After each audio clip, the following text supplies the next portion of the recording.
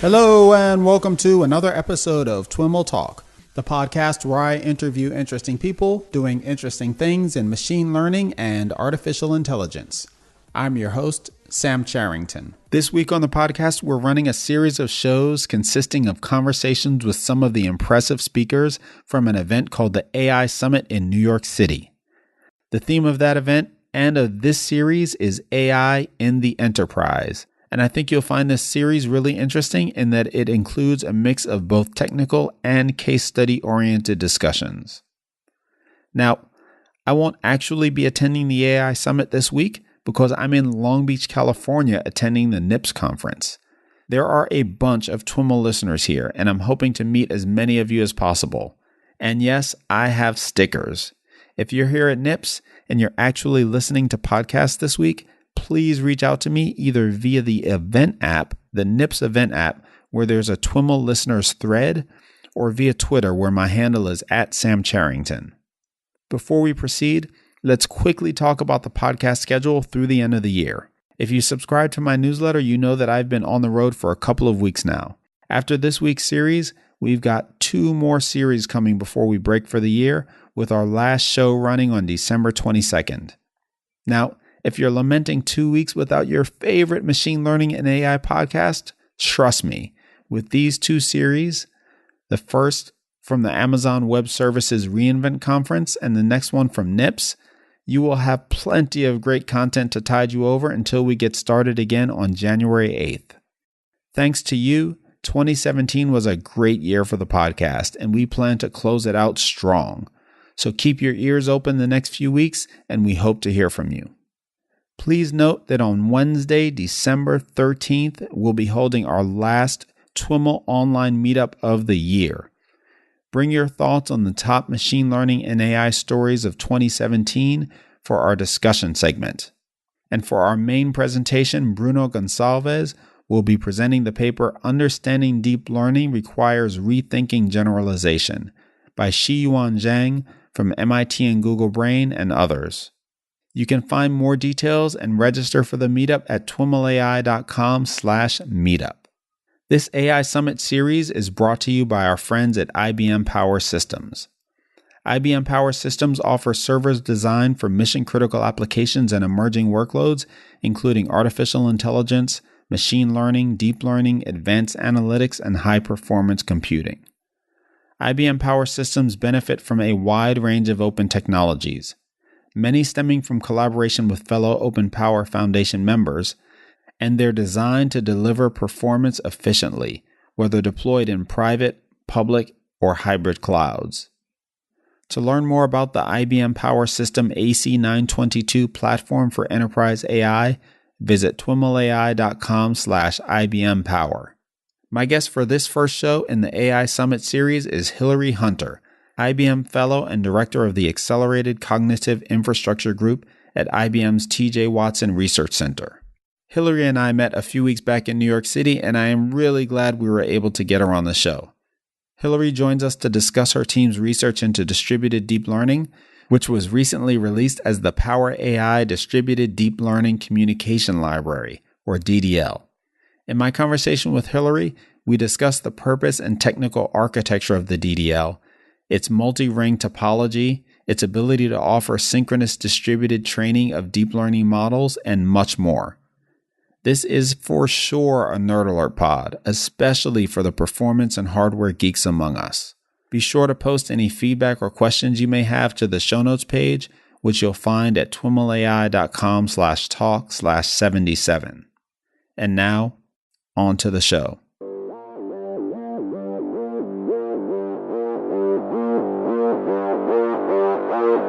All right, everyone. I am on the line with Hillery Hunter. Hillery is IBM Fellow and Director of the Accelerated Cognitive Infrastructure Group at IBM's T.J. Watson Research Center. Hillery, welcome to This Week in Machine Learning and AI. Thank you so much. Very excited to be here. I'm excited to have you on the show as well. Folks won't know this until I tell them, but we had an opportunity to meet just a few weeks ago in New York City at the NYU at a reception. held in conjunction with the NYU Future Labs event. And it was certainly great to meet you in person, and even better to have an opportunity to, get you on the line and dig into some of the work that you've been up to. Yeah, it was a pleasure meeting you there. And it was certainly a really interesting event and a great opportunity to see some of the exciting things going on in the New York area in AI. And AI is just exploding everywhere. But it's a pleasure to be here on your podcast. I look forward to our discussion. Awesome. So why don't we get started by having you tell us a little bit about how your background and how you got involved in artificial intelligence? Yeah, it's interesting. I like to say that AI really has exploded for two reasons. One being the amount of data, and especially publicly available data sets. And the second being the compute. And I come from a background technically that's really a mix of both those things. And AI has been an opportunity to bring together a lot of different things that I've done in prior technical work, and a lot of different things done by members of my team in kind of prior technical lives before getting into AI. So I come from a systems perspective, from a hardware perspective. I was an electrical engineer by training. Go double E. And so, yep, I was a double E. Yeah. So, that background is kind of where I'm coming from and approaching, these problems that we're trying to tackle in AI. And I bring to the table, a background in performance, a background in data movement and systems. And both are proving to be really fruitful for getting some of the grand challenge kind of scale problems done that we're facing today in AI. Awesome. And have you spent most of your career at IBM? I have, yeah. So I got my PhD at University of Illinois and started at IBM in 2005. And I've been with IBM Research since then. Fantastic. And have you been working on, in the same group, working on accelerated cognitive infrastructure, or have you done kind of evolved to this particular position? Yeah, this position has evolved. We really ramped up our efforts around accelerated computing a number of years ago. Prior to that, I was working on things related to processor design and memory technologies. And it's interesting because, again, the memory relates to the data movement, relates to, feeding the AI compute and feeding the accelerator. So it's all kind of come together in a really nice way. Great. And your group recently published some really interesting research on essentially scaling deep learning performance using distributed techniques. That was one of the big things that I wanted to spend some time talking about in this interview. Can you give us an overview of that research? Yeah, we were really excited by what we were able to publish. We're calling it the PowerAI DDL, or Distributed Deep Learning Capability. And basically what we showed is that we were able to create a framework independent, so independent from TensorFlow or Caffe or PyTorch or your favorite way of doing deep learning. We were able to create a framework independent communication library that achieves close to optimal, very, very close to optimal, up to 95% scaling efficiency. So what this meant for us is that we were able to use lots of GPUs together very, very efficiently. And we were able to use those mechanisms to train a neural network, to train a ResNet to the highest published accuracy on a really hard problem. And we were also able to beat what had been shown as a record of around an hour or 66 minutes on a smaller neural network and a smaller problem. And so we really were able to show that through hardware-software integration, we were able to have world-class AI capabilities. And for us, this really, kind of signaled a change in the productivity curve for deep learning, because most of the open source today just kind of handles a single node worth of performance. So you're kind of stuck then. You can have 2 GPUs, 4 GPUs, maybe 8. But scaling out to many, many servers has been, a really big challenge. And the more servers and the more hardware you can use for a problem, the faster you get that work done and the more productive you are. Now, that last point might be one that's worth underscoring. If you look at a framework like TensorFlow, there's, as part of the open source TensorFlow, there's a distributed TensorFlow, but that's more useful for scaling across GPUs than it is across servers. Is that correct? So there is a version of distributed TensorFlow, and what we really are kind of looking at in that versus the DDL capabilities is the extent of scalability and ultimately the productivity of the servers. So the default distributions in TensorFlow haven't been shown to be able to use as many as 256 GPUs as far as I'm aware, and based on our own internal studies. And so it's, there are X factors to be had with every, extra set of servers that you can add. You get the work done faster. And also we've shown that our communication patterns and communication overheads are really close to optimal. And so the other things that are out there appear to be less efficient. And so that means at the end, a longer time to solution. Okay.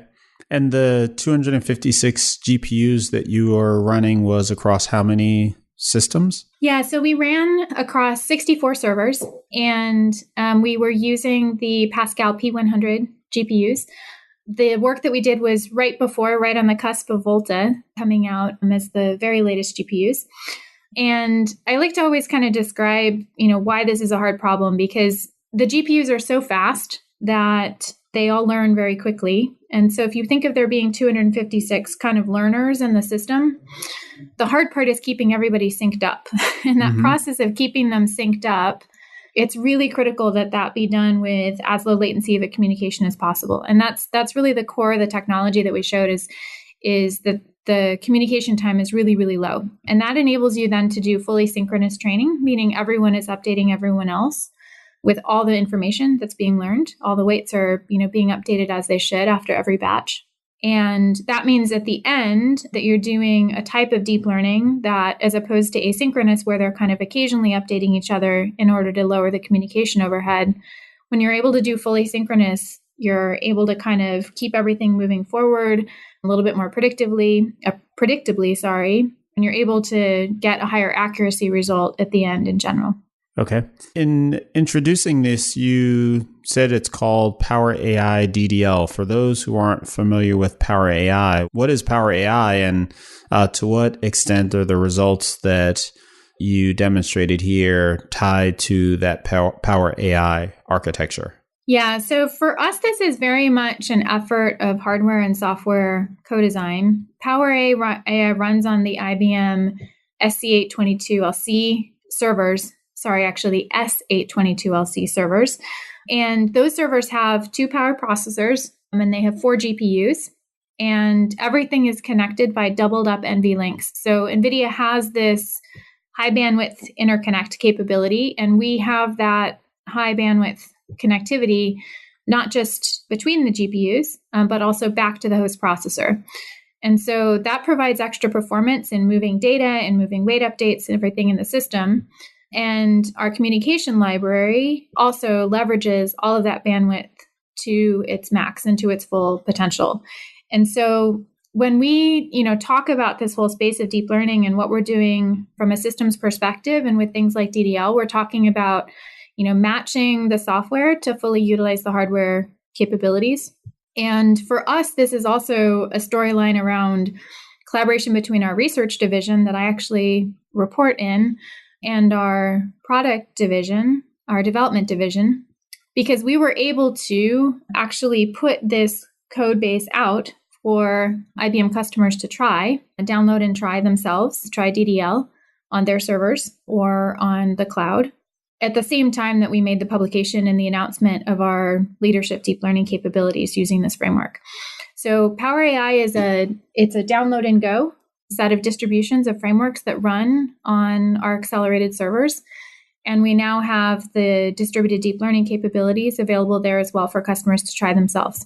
So we really, from a research perspective, we're very excited about this because it means that we can kind of take this rarefied skill set of distributed deep learning, this kind of grand challenge thing everyone's competing over, and put it in the hands of our customers to go ahead and try out and see what they can do with it on their data with their types of neural networks. And you mentioned that the results that you saw are framework independent. Is that true in the strictest sense, or is it rather that the software that you wrote was written to adapt to some fixed number of frameworks? So It's pretty true in a strict sense, but let me define strict to make sure we're not talking past each other. So what DDL is it's a communication library. So it lets things in a system talk to each other. We have been able to use that communication library across many different frameworks. What we released already as part of PowerAI was our integration into TensorFlow and into Caffe. But we also published results using our integration into Torch, and we have other integrations that we have, shown work just fine as well for our internal use currently. And so we have shown, I think at this point, integration into enough frameworks that I'm pretty comfortable saying that, this library can be integrated into pretty much anything that you want. Right. Yeah, I think in the context of my question, the answer is yes and yes, right? Yes, yes and yes. There we go. Interesting. And so how does this compare to some of the previous and even subsequent work? Like you referred to Facebook and Microsoft work in the paper or in the blog posts. Since you posted this, Uber published an open source project called Haravad that seeks to do something similar. Are you familiar with that one?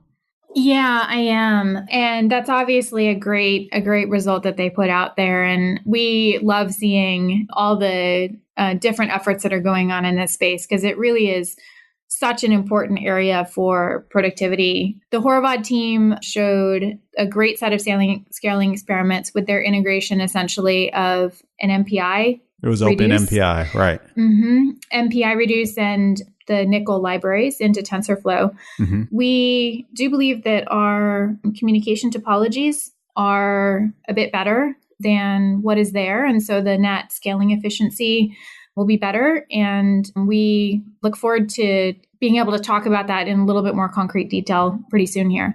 But I think, it's great to see these different efforts toward distributed deep learning happening across different types of frameworks because ultimately the community needs to have this type of productivity in order for deep learning really to take off. For us, though, the positioning at PowerAI is really about taking open source and taking the complexity of managing it, of installing it, tuning up the performance, optimizing it for our systems, and then ultimately providing support on it for our customers. And so, we love to see improvements in open source and much of what's provided in PowerAI is open source and is based on open source. And then we're, providing improvements on top of that and optimizations on top of that as well. So we want to both take the time to get going with open source way down, which is the just download and go, as well as we want to then be able to provide support and optimizations and improvements that are really significant on top of what's going on in the space. Mm-hmm. In terms of DDL, I'm curious if you can kind of walk through the next level of detail and why, what are some of the architectural elements that you feel give it an advantage relative to, other things that one could do in general? Yeah, absolutely. So there's two things. There's one, the advantages of the hardware, which are that the GPUs are double NVLink connected to one another, and also double NVLink connected back to the host processor. Those features provide performance if you use them with an appropriate communication topology, which we do with DDL. And in addition, then DDL at the overall system level, when you're talking about connecting together a bunch of different learners, a bunch of different system nodes, it uses a multi-ring topology, not a single ring, but a multi-ring topology. And what this results in is our ability to use all of the links to the greatest advantage possible.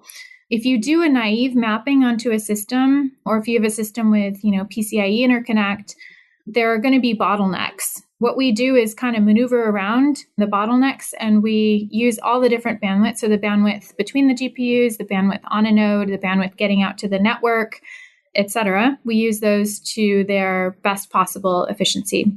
So ideally, you want to use all of the hardware and all the interconnect that you have, and software doesn't naturally do that. And so we've kind of taken all that work away from the developer and said, we're going to max out the system. And if you buy the hardware, it's going to work really well because of the software and the way the software is using all the system bandwidths. Mm.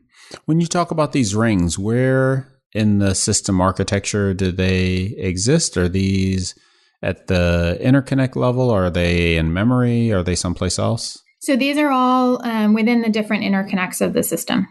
Okay. So they're part of the double NVLink that you mentioned? Yep, a part of the double NVLink, a part of the connections out in the network, part of the nodes being connected to each other with network connections, that kind of layer. There's another thing we could talk about. You brought up memory. There's another thing that we could talk about, which is the large model support that we do, which is also a feature in PowerAI. And that is a situation where you really want to try to use the different pieces of memory in the system. So if you think of it philosophically with distributed deep learning, we're using all of the links in the system, all the network bandwidth, all the bandwidth available on a given system.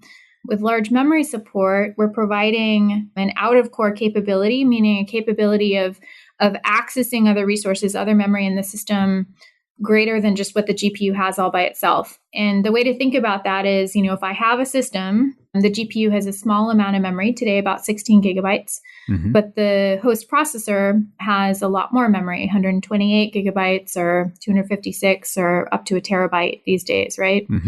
So we provide function that enables people to explore bigger model sizes, bigger data sizes, et cetera, by accessing and using actively all of the memory and not just the GPU's memory in the system. Okay. So generally, I would say our philosophy is to kind of use all the resources available in the system, and let the AI developer explore things as largely, as large as they'd like to go, as big as they'd like to go. And that includes dimensions of both memory and the number of systems in the, that you have to tie together. And we've talked about the kind of framework transparency nature of this. Does that mean that all of the thinking that has to go into taking advantage of these elements happens at the DDL, and or framework layer, and there's no aspects of the the problem that has to be thought through by the developer, or are there still things that the developer has to be aware of in order to be able to take advantage of what you've done here?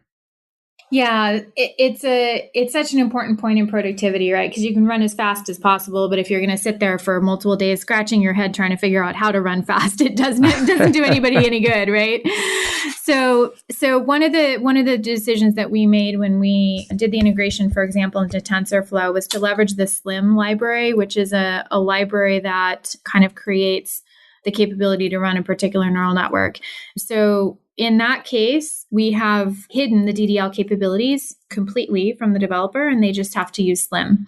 So we're trying to hide under, in general, where we can, abstractions that have been created at higher levels so that people don't have to, spend days and weeks trying to figure out how to use this technology. I think we're very focused on, developer productivity. It was part of the reason why we, went from, a research endeavor to very quick engagement with our development team and wanted to get it out there in the hands of people very quickly.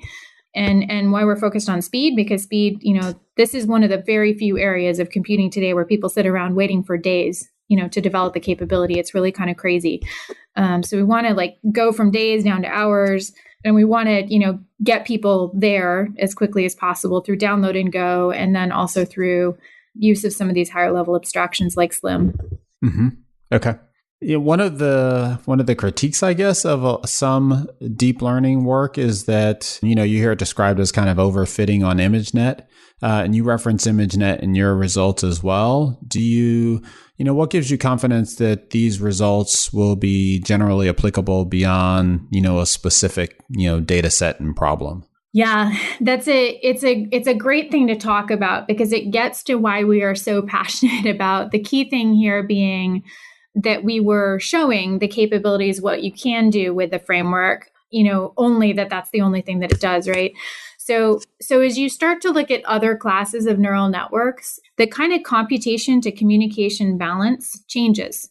And some classes of neural networks are known not to scale very far today, not, they won't run at 256 GPUs. They run at maybe a smaller number of GPUs.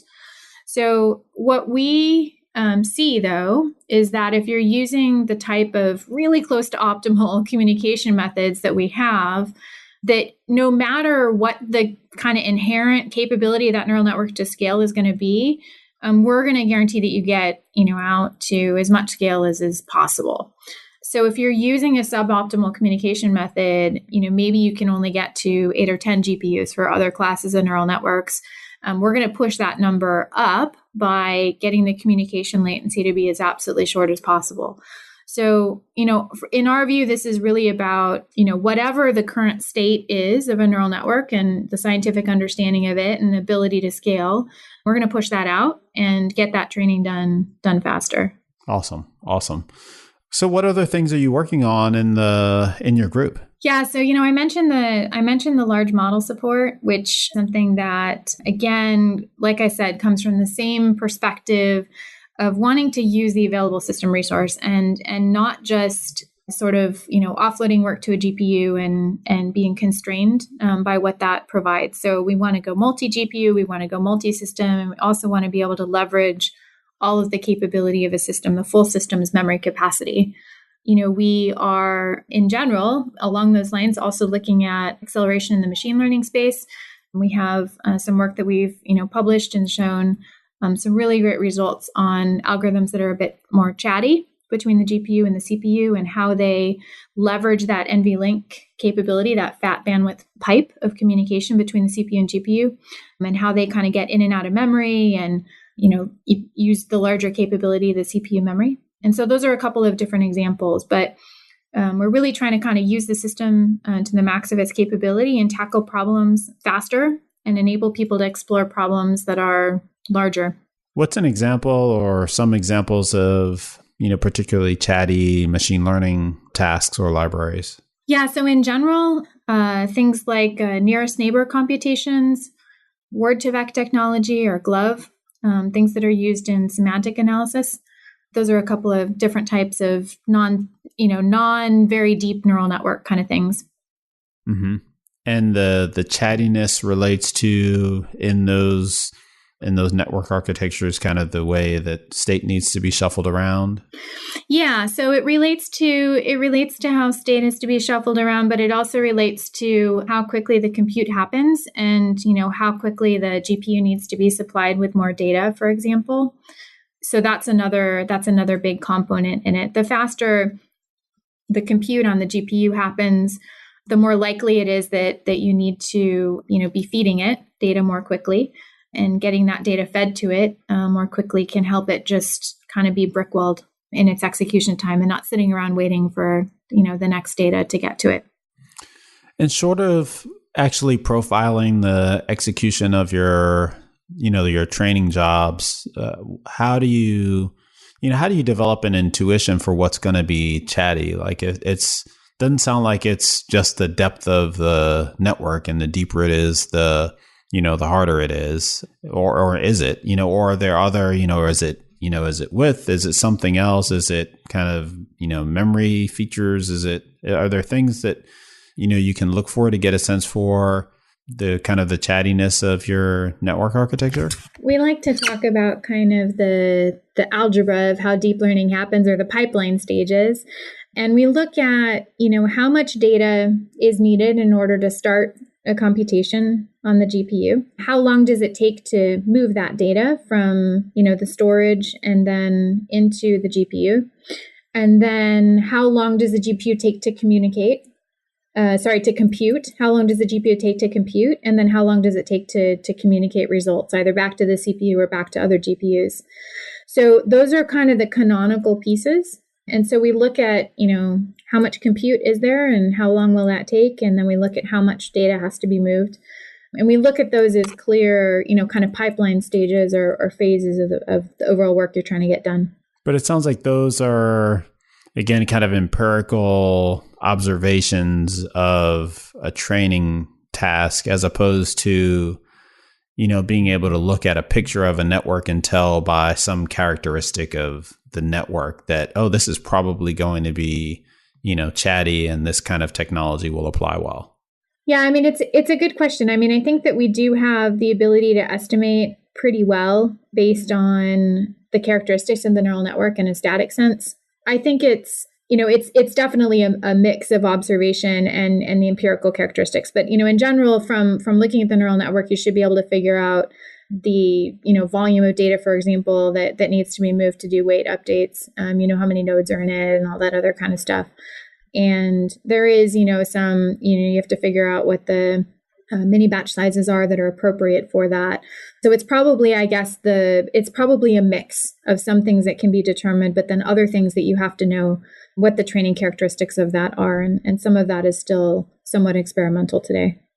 Okay.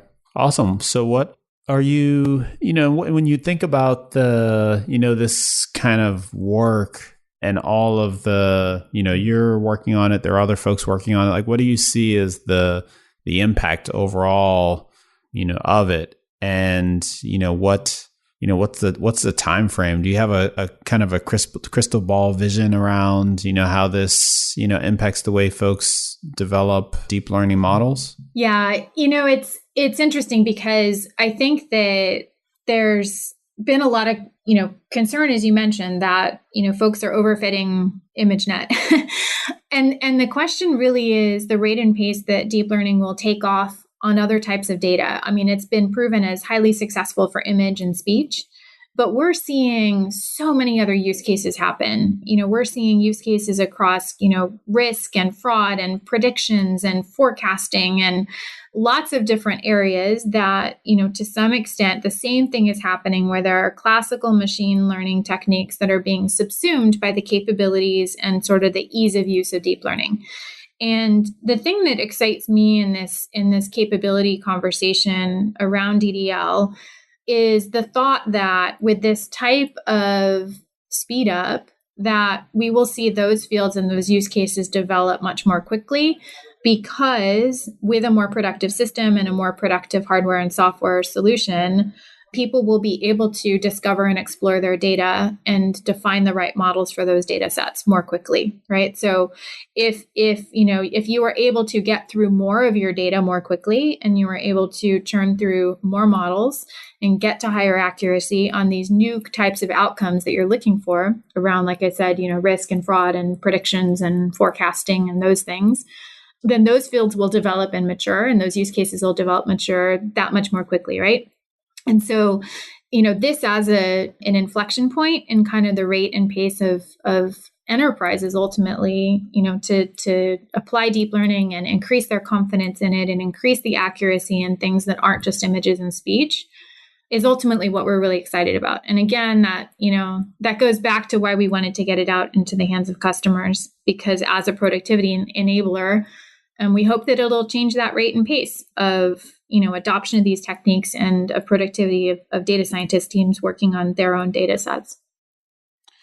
Yeah, I think that's a really important point, and one that I hear a lot in terms of, deep learning becoming deeply, pun intended, I guess, associated with kind of image types of data, but there being these much broader applications and implications. Are there any particular use cases that, you think of as, kind of the next big killer app for deep learning?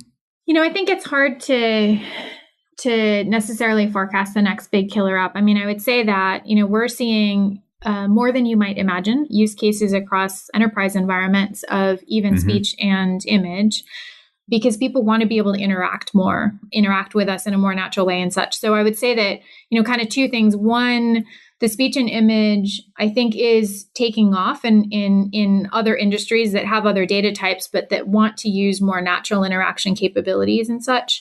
And so that's one thing that, is great to see, is the little bit more creative use, in other contexts, especially as relates to, interacting with people. The, beyond just, talking to your mobile phone, for example, right? So that's one thing. And then I think, there's a lot of discovery and exploration right now. I think it's really hard to make a call as to, what the next killer app and what the next data set is. But I think we are seeing a good degree of productivity on a lot of different types of data. And there are very interesting things happening as well in, automation techniques. We have a tool set that helps to label data and other things like that. So as as more folks adopt those techniques, they'll be able to kind of get access to use of deep learning on more data sets.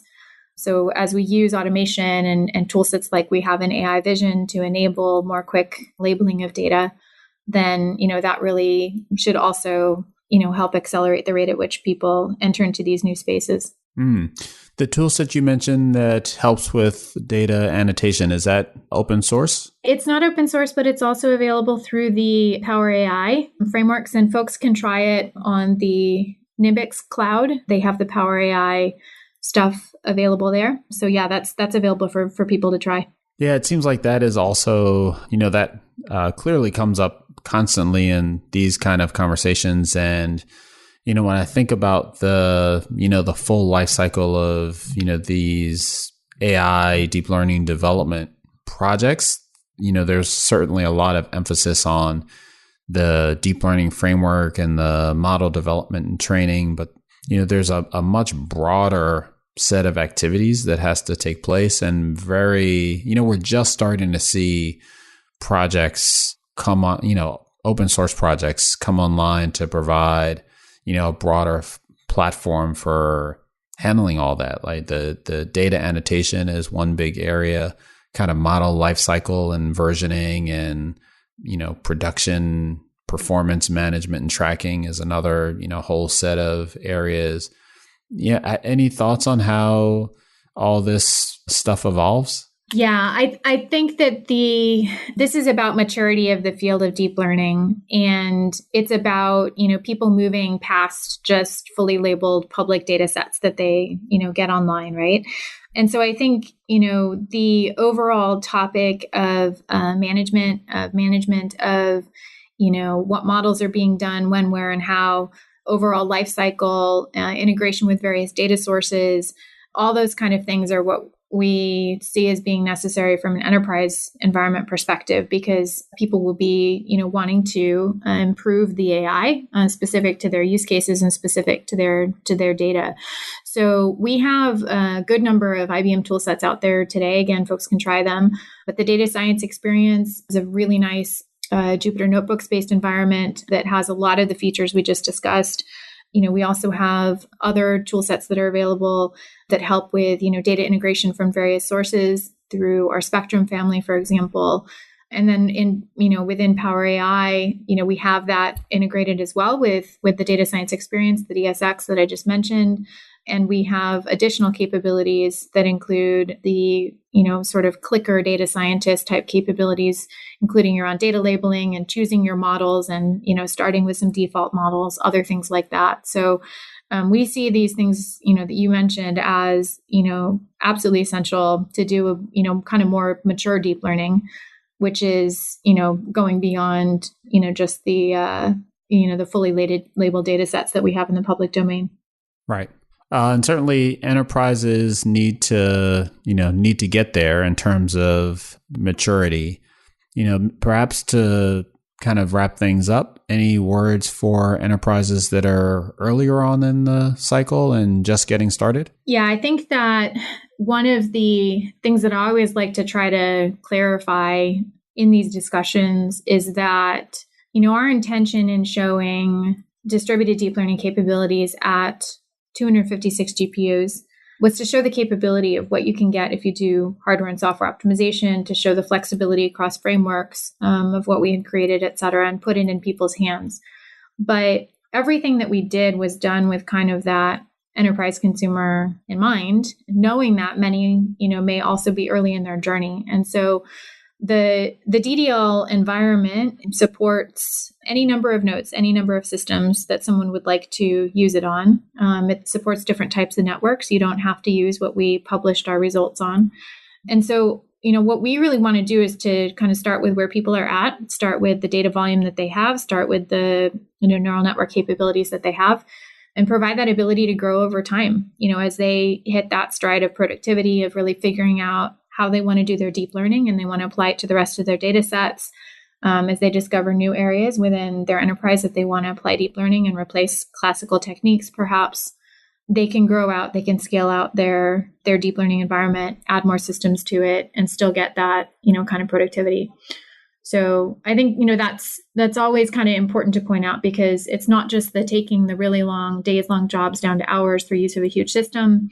It's that no matter what the system size is, no matter what the data set size is, we want to try to meet people where they're at and provide, this flexibility and elasticity and capability. Great.